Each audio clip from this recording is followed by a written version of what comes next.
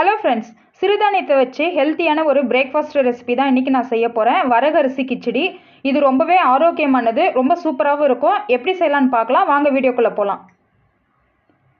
First ஒரு பவுல் எடுத்துக்கலாம்.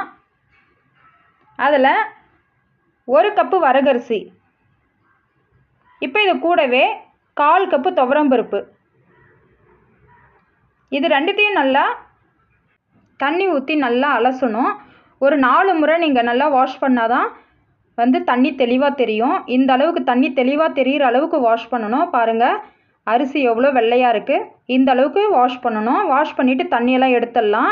தண்ணியை வடிச்சிட்டு இப்போ ஸ்டவ்வில் குக்கர் வச்சுக்கலாம். நான் குக்கரில் தான் செய்ய போகிறேன். ஒரு 3 டேபிள் ஸ்பூன் எண்ணெய் விட்டுக்கலாம். இப்போ இதில் நம்ம சீரகம் போட்டுக்கலாம். இது கூடவே நம்ம காஞ்ச மிளகாய் போட்டுக்கலாம்.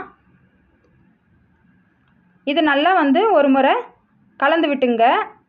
சிம்மில் வச்சு கலந்து விட்டுங்க. இப்போ முள்ளங்கியை தோல் சீவிட்டு நல்லா ரவுண்டாக தின்னாக ஸ்லைஸ் பண்ணி போட்டுக்கலாம். இது கூடவே கேரட்டையும் ஸ்லைஸ் பண்ணி போட்டுக்கலாம் தின்னாக.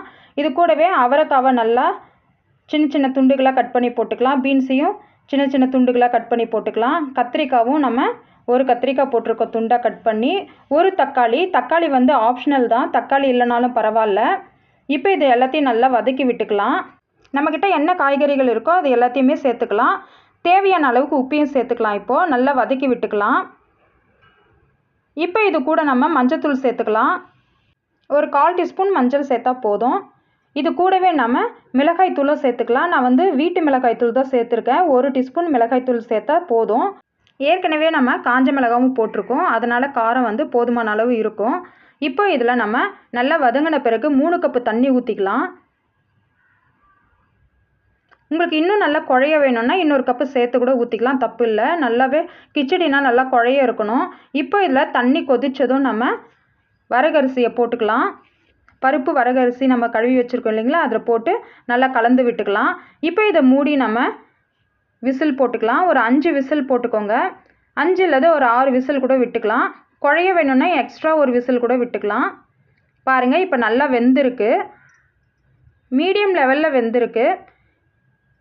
பாருங்கள், சூப்பராக ரெடி ஆகிடுச்சு கிச்சடி. இப்போ இதில் நம்ம நெய் கொஞ்சம் ஆட் பண்ணி சாப்பிட்டோம்னா சூப்பராக இருக்கும். இதுக்கு சைட் டிஷ்லாம் எதுவும் தேவையில்லை. வேணும்னா அப்பளம் பொரிச்சிக்கலாம், இல்லை ஊறுகாய் வச்சு சாப்பிட்டுக்கலாம். அவ்வளோதாங்க, வரகரிசி கிச்சடி ரொம்பவே ஈஸியாக ரெடி ஆகிடுச்சு. நீங்களும் ட்ரை பண்ணி பாருங்கள். ட்ரை பண்ணி பார்த்துட்டு எப்படி இருக்குன்னு கமெண்ட்ஸில் சொல்லுங்கள். பிடிச்சிருந்தா லைக் பண்ணுங்கள், ஷேர் பண்ணுங்கள், சப்ஸ்கிரைப் பண்ணுங்கள், பெல் ஐக்கானையும் கிளிக் பண்ணுங்கள். நான் உங்களை அடுத்த ஒரு சூப்பரான ரெசிபியோடு சந்திக்கிறேன். நன்றி, வணக்கம்.